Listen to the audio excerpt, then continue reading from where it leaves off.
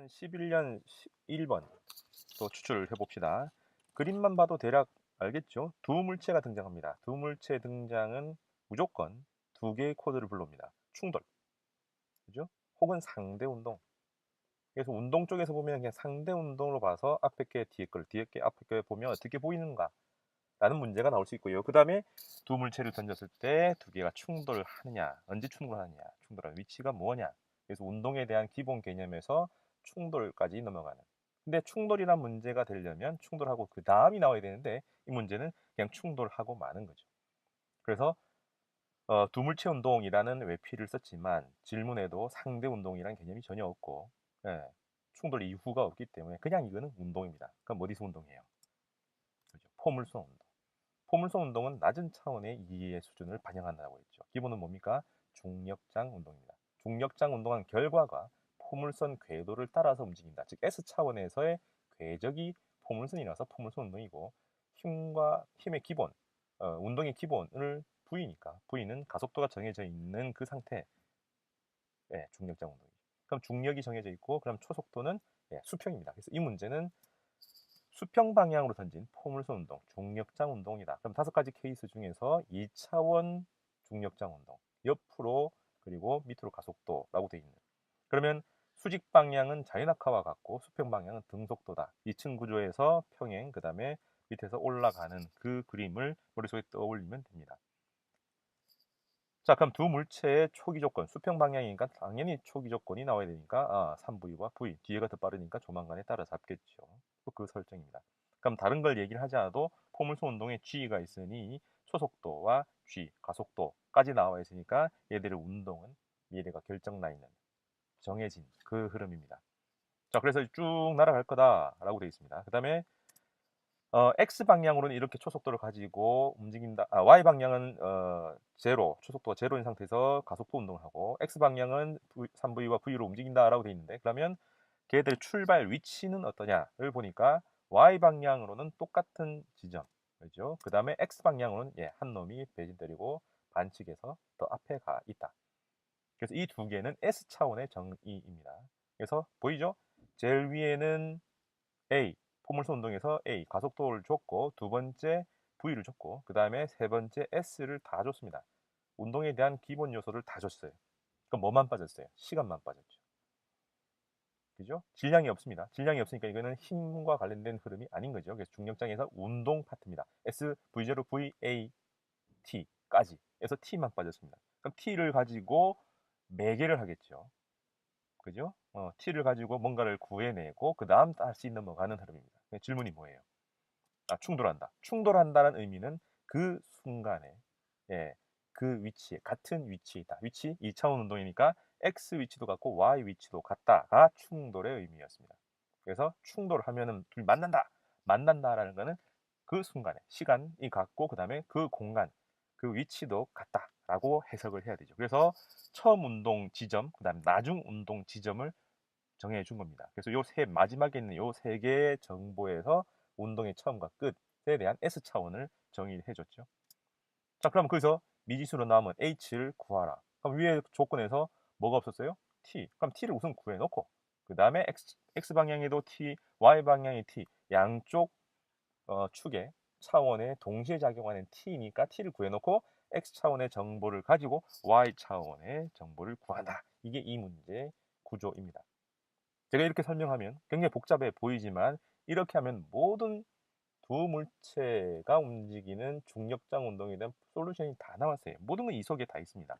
다만 설정 따라서 어떻게 그림을 달리 그리느냐, 조건이 약간씩 다를 수 있느냐만 문제에서 헷갈리는 거지. 그래프 그리면 모든 문제가 똑같습니다. 자, 이해되죠? 자, 이 정도로 하고 그러면 또 역시 해부도로 전개될 때 어떻게 넘어오는지 한번 가보겠습니다. 네, 풀어보겠습니다. 이 문제는 중력장 운동에서 그냥 혼자 날아다니는 게 아니라 두 물체가 동시에 움직이는 그런 케이스입니다. 모든 물체에 대해서 시간은 동일하게 적용되죠. 그래서 시간이라는 게 물리학에서 굉장히 중요하게 특별하게 처리가 됩니다. 취급이 됩니다. 아인슈타인에 와서야 시간과 공간이 같은 값을 가진다, 등가성을 가진다라는 얘기가 나왔지. 그전에는 시간축과 공간축은 완벽히 분리됩니다. 그래서 뉴턴의 입장에서는 세상은 그냥 4차원이 아니라 3 플러스 1차원이다 라고 구분합니다. 그래서 완벽하게 소통되는 4차원 XYZ와 시간이 아니라 XYZ 구분되고 또 다른 시간 T다라는 얘기죠. 이게 왜 중요하냐? 문제 중력자 운동과 같은 게 등장을 했을 때 시간을 항상 먼저 체크하는 습관을 가질 필요가 있습니다. X축 운동, Y축 운동이 별도로 따로따로 움직이고 완벽하게 독립이지만 시간은 X축에도 동시에, Y축에도 동시에, 그리고 A 물체, B 물체, 모든 물체에도 동시에 작용한다라는 것 때문에 굉장히 다양하게 쓰일 수 있다는 거죠. 자, 그래서 이 문제는 X축으로는 서로 위치가 다른 곳에서 등속도 운동을 하고 Y축은 똑같은 위치에서 자유낙하를 한다. 이게 핵심입니다. 그죠? 그리고 문제 주어졌을 때 이 정보들이 그냥 막 산발적으로 주어졌다라고 생각하면 안 돼요. X축 따로 Y축 따로 S, 즉 변이 위치의 차원에서의 정보, 그 다음에 V, 운동 속도와 관련된 차원, 그 다음에 A, 가속도와 관련된 차원 해서 이것들을 전부 다 구분해서 생각을 해야 됩니다. 그래서 자, 수평 방향으로는 초속도 이만큼, 수직 방향으로는 같은 높이에서 자유낙하라는 것, 이게 주어졌죠. 그리고 가장 중요한 얘기는 동시에 두 물체가 동시에 던져져서 그 다음에 충돌한다라는 이 두 가지 말입니다. 왜요? 동시에 던져졌다는 건 출발도 동시. 근데 충돌 다른 말 없습니다. 도착이 동시란 말 없지만 충돌한다는 얘기는 그 순간에 같은 위치에 있다. 충돌이란 말 속에는 그 순간에 같은 위치에 있다. X 좌표와 Y 좌표가 같다라는 게 동시에 들어가 있는 거죠.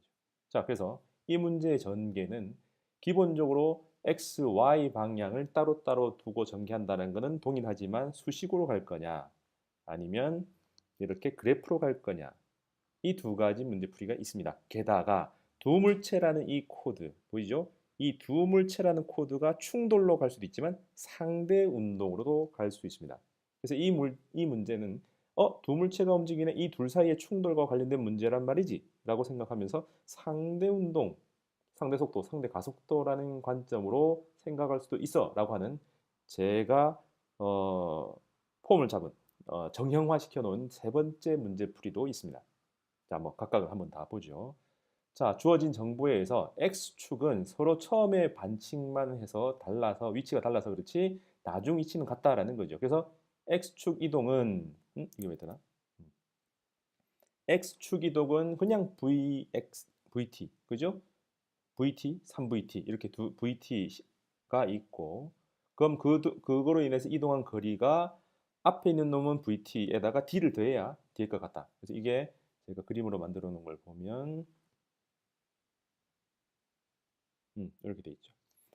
뒤에는 3V로 달리고 앞에 있는 V로 달리는데 이동한 거리가 총 이동한 거리가 이 D를 더한 만큼이 같다라는 거죠. 그래서 같은 값이라는 게 SV V가 달린 거리에다가 D만큼 더한 것이 3V가 달린 거리다. 이게 핵심이죠. 그래서 여기서 나오는 거는 처음은 위치가 달랐지만 나중은 위치가 같네. 그래서 이 문제를 둘 다 이동한 거리가 같다 이러면 안 됩니다. 똑같은 위치에서 출발해서 만났다라고 하면 이동한 거리가 같다지만 서로 한 놈이 반칙을 해서 앞에 가 있기 때문에 같은 정도가 다르다라는 거죠. 그래서 V가 달린 거리, 3V가 달린 거리가 D만큼 합쳐져서 같다. 그 다음은 시간이 나와 있으니까 뭐 주어지지 않았으니까 시간 나중에 구한다고 치고 3VT, VT가 서로 D로 해서 같다. 그래서 이 개념을 물리 개념이죠. 머릿속에 명확히 둔다면 수식을 좀 써서 이렇게 수식으로 바뀌고 최종적으로 T는 2V분의 D다라고 구할 수가 있는 거죠. T가 모르니까 이렇게 구해서 넘어갑니다. 그럼 이게 X 방향으로 충돌한다라는 구체적인 값들에 의해서 시간을 구할 수 있고 그 다음 Y는요. 그렇죠? 질문이 Y에서 나왔죠. 질문이 Y축에서 나왔으니 이 Y축의 H를 구하라 라는 것은 둘 다 앞에 있는 놈을 썼건 뒤에 있는 놈을 썼건 달린 거리는 똑같다는 겁니다. 이렇게. 그러면 그거는 자연낙하에 해당하니까 T를 주면 V는 GT, H는 2분의 1 GT 제곱이니까 최종 Y 속력도 나올 테고 그 다음에 최종 Y 방향의 이동 거리도 자연스럽게 나옵니다. 그래서 이 둘 다 구할 수 있는 그런 값이죠. 그래서 간단하게 구합니다. 이게 일반적인 문제풀이죠. 근데 이 그래프로 가면 어디 가요? 밑에 있는 V의 면적은 V가 달린 거리, 앞서서 달린 거리. 그 다음에 3V의 거리가 면적은 3V가 달린 거리. 그럼 그 두 개 차이죠. 그래서 어디가 V와 3V 요 사이의 면적이 D다라는 설정입니다. 그럼 명확히 보이죠. V의 요 칸 한 칸, 그 다음에 2V까지 두 칸, 세 칸. 그럼 3V가 달린 게 전체 세 칸이고 V가 달린 게 한 칸이니까 이 두 칸에 해당하는 게 D라는 겁니다. 그럼 어떻게 해요? 네. 밑에 있는 놈이 달린 거는 2분의 1D 반쪽, 그럼 전체는 2분의 3D. 명확히 보이죠? 네. 이렇게 해서 그림으로 가지고도 구할 수가 있다는 거죠. 이 면적이 D다. 네 면적이 아랫뼈는 V, 윗뼈는 3V. 그런 박스로 되어 있는 정사각형의 면적이 D다라는 거 가지고 역으로 D 이꼴 T 곱하기 2V라고 바로 수식을 쓸 수도 있겠죠. 그래서 이게 바로 나올 수도 있습니다. 자, 수식을 가지고 X방향의 이동 거리에서 충돌 이런 걸 가지고 만난다라는 조건을 가지고 T를 구해서 이렇게 갈 수도 있고요. 그럼 거기서 사이드로 물어보지는 않지만 S방향의 이동 거리도 각각 구할 수 있고, 근데 간단하게 VT 그래프를 그려보니까 위쪽에 이 부분이 면적이 D네 라는 것만 가지고 바로 T가 구해지고, 그럼 그거 가지고 그 밑에 있는 이 사다리꼴의 넓이 이거는 매번 하는 거죠.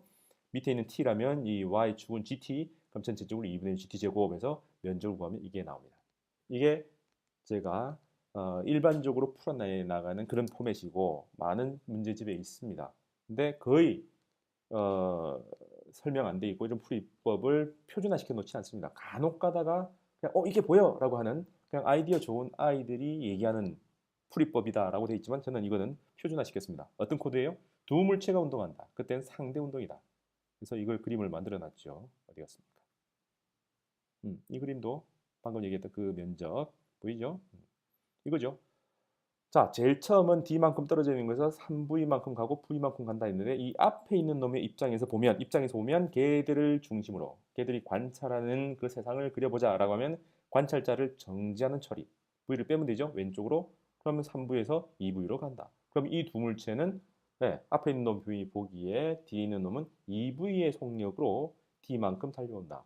어떤 운동? 등속도 운동. 그러면 T는 V분의 S 그래서 2V분의 D 바로 구할 수가 있다는 거죠.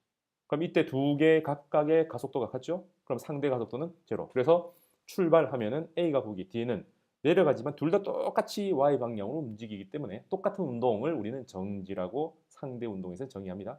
그럼 똑같은 운동을 하기 때문에 Y 방향은 전혀 움직이지 않는 것처럼 느낀다. 따라서 동시에 중력장하는 모든 물체는 서로가 서로를 중력이 없는 것처럼 느낀다. 즉 무중력 상태란 중력이 없는 상태가 아니라 중력이 없는 것처럼 보이는 상태. 어디요? 우주 공간이 아니라 그냥 우주 공간 전체에서 공기장이 없는 상태에서 중력장 운동을 동시에 하면 그걸 무중력 상태라 부르는 겁니다. 정확히 얘기하면 중력이 없는 것처럼 보이는 그런 운동 상태를 얘기를 합니다. 되죠? 자, 그래서 상대 운동 가지고 하면은 너무나 자연스럽게 T가 구해집니다. 수식은 아까 얘기한 대로 이런 개념이 있어야만 하고 그래프로 가면 이 위에 있는 면적이 D다라는 게 있어야지 구해집니다. 점점 착상이라는 게 달라지고 이미지로 딱 보이는 게 달라지죠? 그리고 상대 운동으로 가면 그냥 바로 제가 보기에 나는 이렇게 생각해서 바로 T를 구할 수가 있는 거죠. 그럼 이 문제의 핵심은 X방향의 정확한 정보를 바탕으로 T를 구하는 것. 이게 모든 게 핵심이었습니다. 질문이 뭐냐를 봤더만 SAX냐 혹은 SY냐 혹은 VY냐 인데 SY였죠. 그래서 그 H라고 두면 2분의 1 G T의 제곱이라고 문제에서 나와 있습니다. 그러면 여기서 변형이 된다는 게 보이죠. 질문은 H, SY이지만 구할 수 있는 것은 SX 둘 다 구할 수가 있고 Y 방향의 속력이 변할 텐데 걔들의 속력은 얼마인가도 나올 테고 VX, VY가 막판에 P점이었을 때 다 구해지니까 두 물체의 P점에 충돌할 때 속력도 나옵니다. 잘 봐야 되죠? 속력이라고 하면 X, Y 둘 다 합친 결과를 얘기를 합니다. 그래서 그런 것들을 이 문제에서는 다루고 있는 겁니다. 그래서 굉장히 다양한 풀이 방식이 있지만 패턴화되어 있다. 그죠? X, Y 구분하고 T가 리베로처럼 모든 곳에 다 있다. 수식으로 갈 거냐, 그래프로 갈 거냐, 상대 운동을 할 거냐. 이 세 가지 풀이법이 다 들어와 있는 거예요. 이 문제는 제가 가르친 학생 중에 수기를 아주 깔끔하게 써서 장학금까지 받고 갔던 학생이 이 부분에서 너무나 짜릿한 경험이다라고 저한테 수기를 써서 보낸 적이 있습니다. 뭐냐면 이 해에 다 풀고 나서 물리가 요것만 안 떠올라가지고 시험지 내세요 하는 순간 계속 보고 있었답니다. 근데 그 순간 갑자기 제가 두물체 상대 요게 얘기했던 게 저한테 들었던 게 떠올라가지고 상대? 그러면 시간이 요만큼이네? 그럼 자연학관에 이분을 제곱 바로 해가지고 시험지 걷어가는 그 찰나에 여기에서 답해서 바로 풀었던 거죠. 암산으로. 그걸 또 자기 이분은 그려했던 분이라 남편한테 얘기했더만은 이 정도는 상당히 실력 있는 사람들이 하는 건데 그걸 했단 말이지라고 해서 제가 가르쳤던 그 수업이 굉장히 실력 있는 걸로 평가를 받았다라는 얘기가 있습니다. 자, 되겠습니까? 굉장히 재미있고 아주 중요한 그런 문제고요. 다른 곳에 많이 활용할 수 있는 그런 문제라 앞쪽에 배치해 봤습니다. 자, 이상입니다.